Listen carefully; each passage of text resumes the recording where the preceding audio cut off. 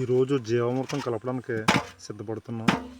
2 కేజీల బెల్లం, 2 కేజీల శనగ పిండి, ఇంచుమించు ఒక గమేళ ఆవు పేడ, ఒక బకెట్ ఆవుమూత్రం, చిటికెడు పుట్టమట్టి కలిపి జీవామృతం ప్రిపేర్ చేస్తున్నాను. ఈరోజు మన వేసవి దొండకి భూమికి పారించడానికి.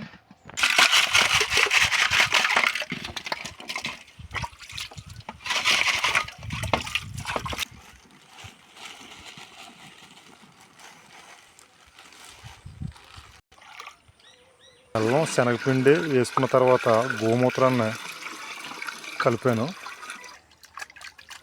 ఆవు పేడని కలుపుతున్నాను.